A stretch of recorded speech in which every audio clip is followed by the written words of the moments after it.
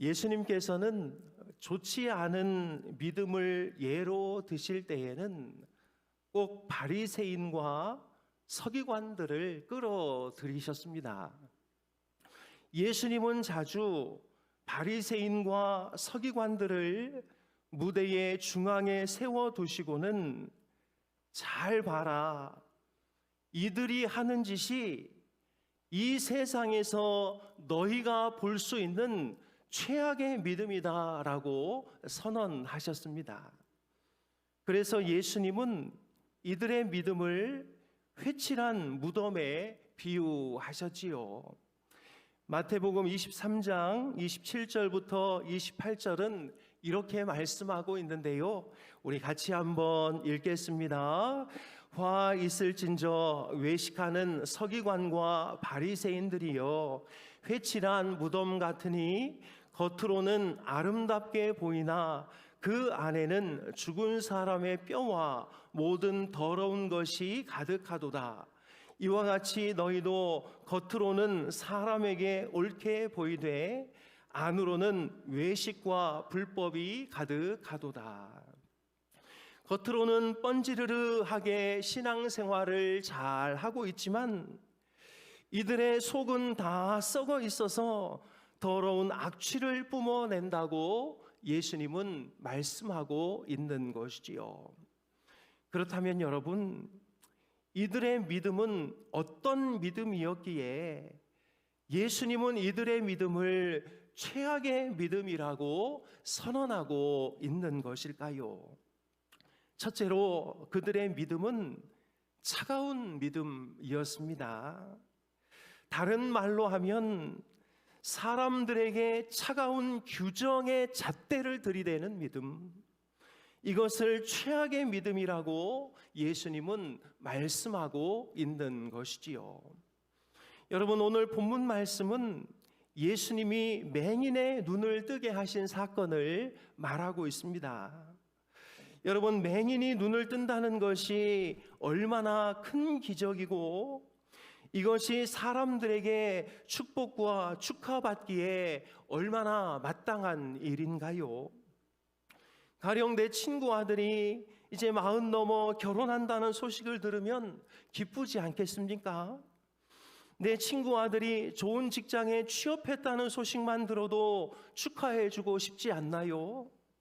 그동안 많이 아팠던 가족이 깨끗하게 나았다는 소식을 들으면 박수치면서 기뻐하고 싶지 않습니까? 이것은 당연한 일이지요. 그런데 평생을 맹인으로 살던 사람이 눈을 떴습니다. 태어나서 지금까지 가족들의 얼굴을 한 번도 본 적 없던 이 사람이 드디어 자기 가족들의 얼굴을 볼 수 있게 된 것이지요. 하늘이 어떻게 생겼는지, 나무가 어떻게 생겼는지 한 번도 본 적이 없던 그가 이제 이 세상의 모든 것을 볼 수 있게 된 것입니다. 그런데 여러분, 누구 하나 그에게 축하의 말이나 격려의 말을 건네고 있지 않습니다. 왜 그랬을까요? 모두가 종교적인 규정에 꽉 매여 있었기 때문이지요. 저 사람이 안식일에 병을 고쳤네. 저 사람이 감히 안식일을 어겼네.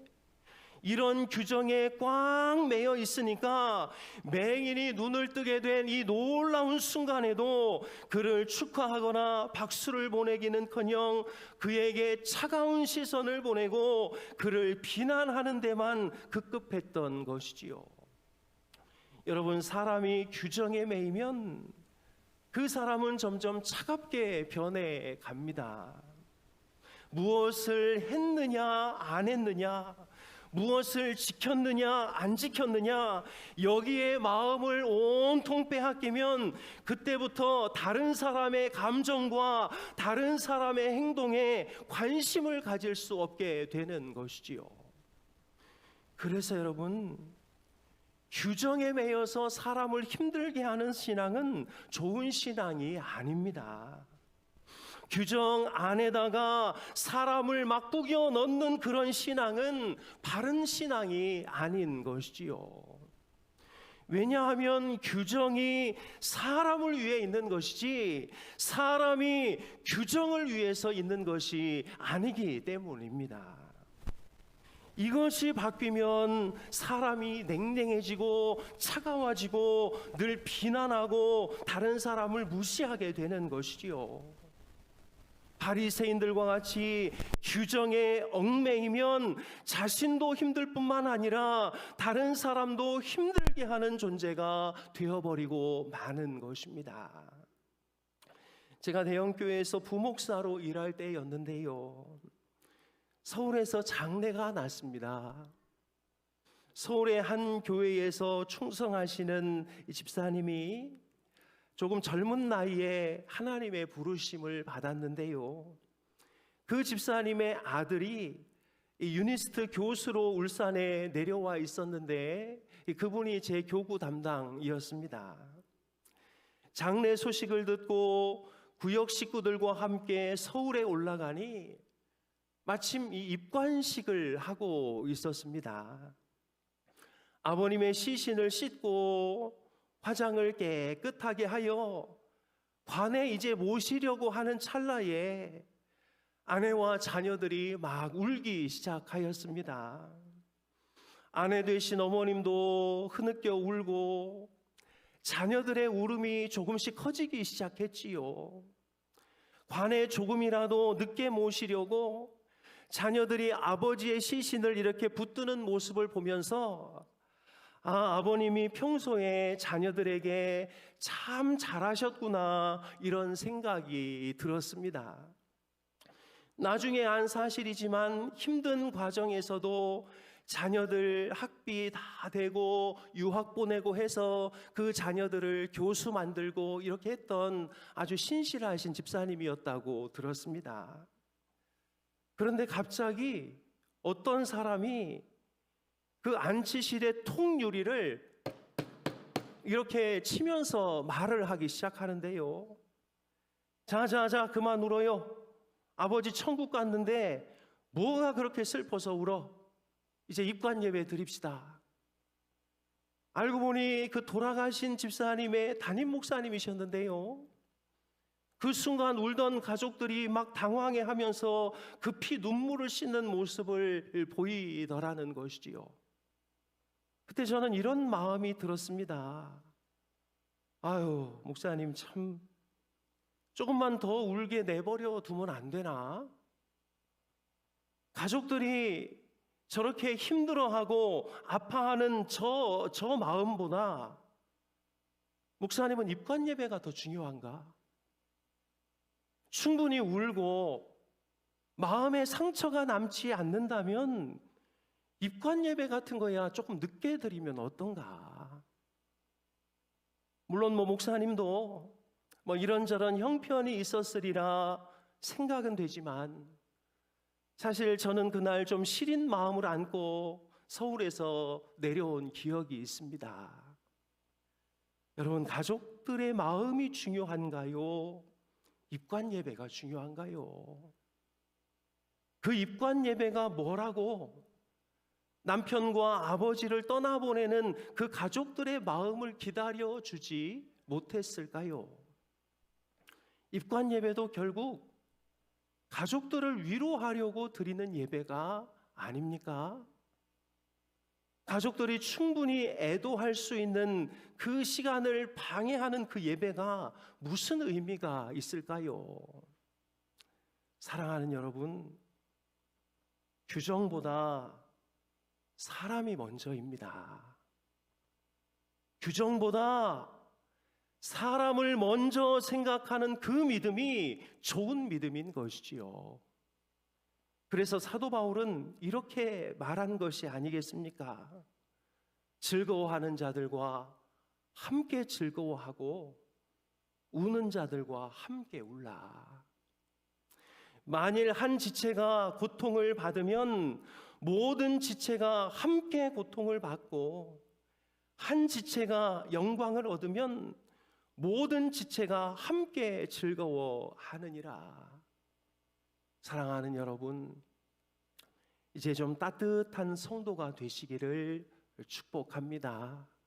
우리 교회 성도님들 뭐 다 따뜻하고 진짜 차가운 분 없는데요, 혹여나 속으로라도 어떤 규정이나 규칙에 얽매여서 다른 사람들을 막 질시하고 무시하고 그 규정을 어긴 이들을 막 깔보고 하는 그런 모습들은 좋은 신앙이 아니라고 분명하게 말씀하고 있습니다. 어떤 규칙이 있으면 이 규칙이 어떻게 적용될지를 잘 고민해서 우리 따뜻한 마음으로 사람을 살리고 세우는 그런 성도가 될 수 있기를 주님의 이름으로 축복합니다. 둘째로, 나쁜 믿음은 일단 결론 짓고 출발하는 믿음입니다. 9장 16절은 이렇게 말씀하고 있는데요, 우리 같이 한번 읽겠습니다. 바리새인 중에 어떤 사람은 말하되 이 사람이 안식일을 지키지 아니하니 하나님께로부터 온 자가 아니라 하며.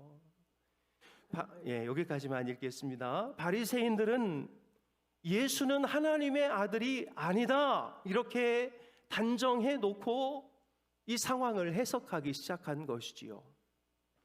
예수님이 하나님의 아들인지 아닌지를 따져보기 전에 자기 생각에 맞지 않으니 일단 저 사람은 죄인이다 이렇게 규정하고 출발하기 시작한 것입니다.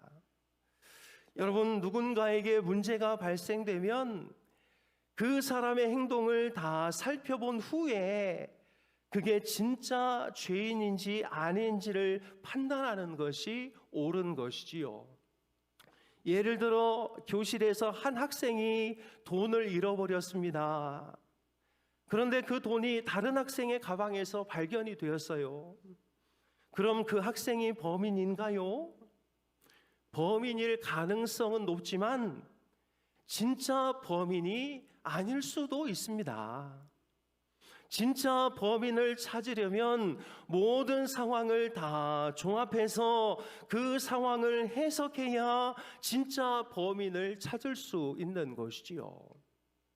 그런데 돈이 어떤 학생의 가방에서 발견되었다고 일단 그 학생을 죄인으로 지목한 후에 상황을 짜맞춰 가기 시작하면 중간에 문제가 생기는 것이 아니겠습니까?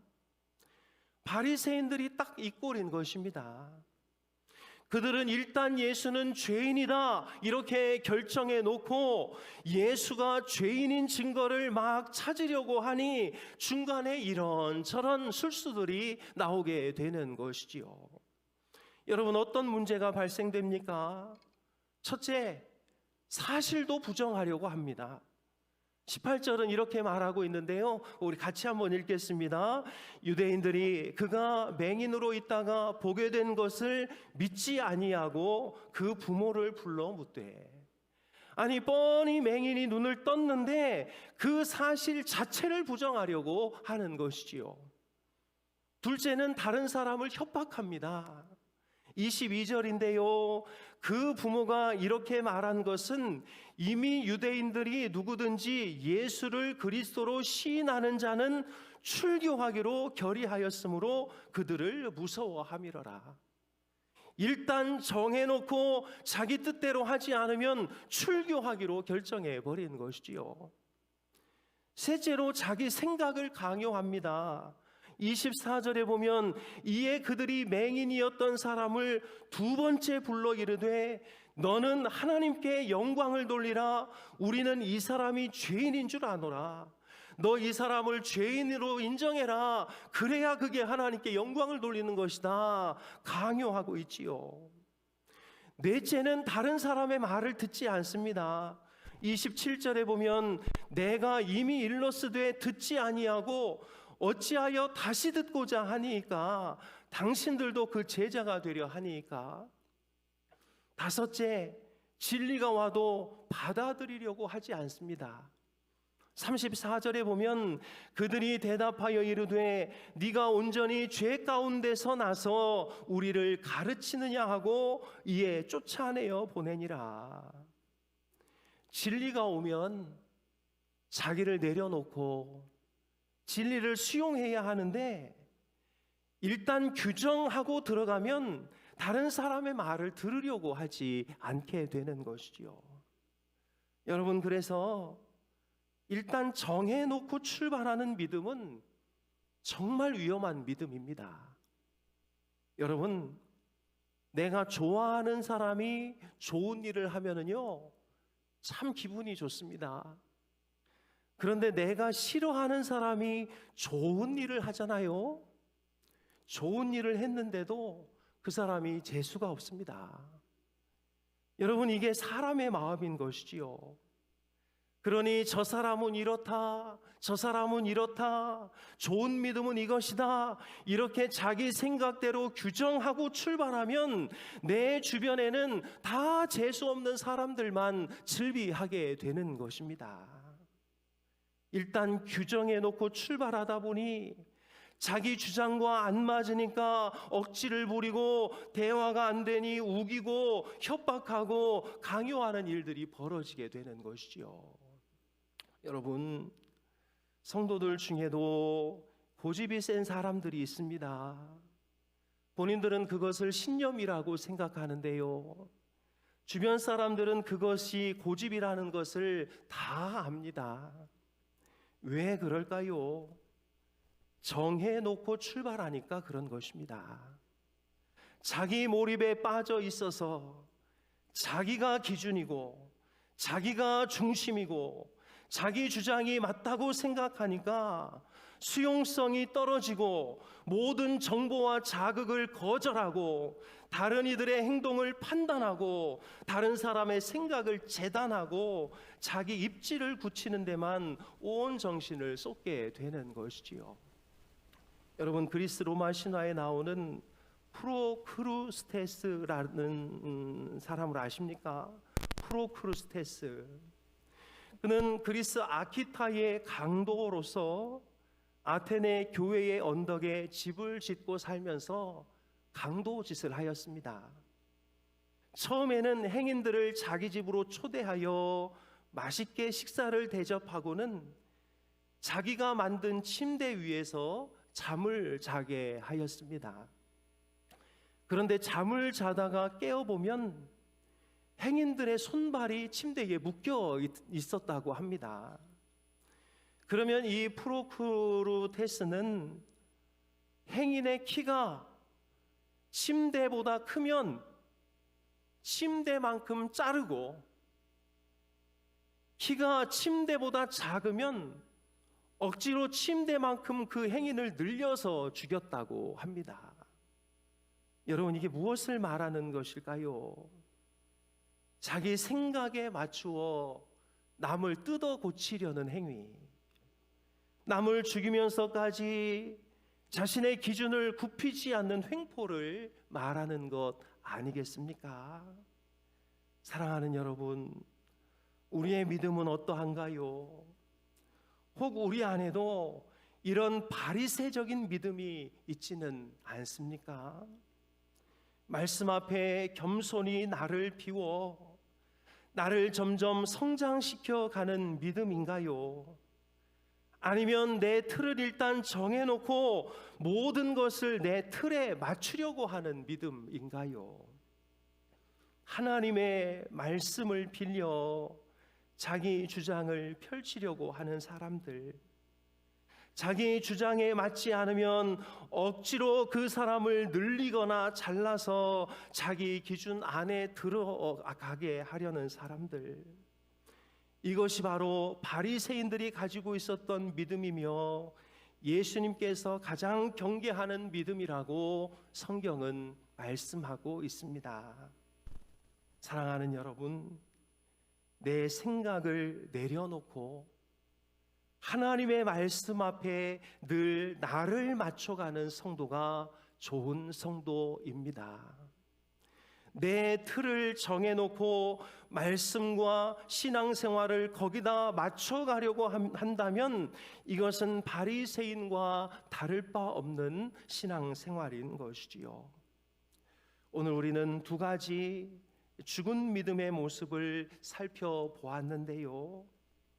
차가운 믿음, 단정짓고 출발하는 믿음, 우리 안에 이런 요소가 없는지를 잘 살펴보시고 더 좋은 믿음의 사람들이 될 수 있기를 주님의 이름으로 축복합니다.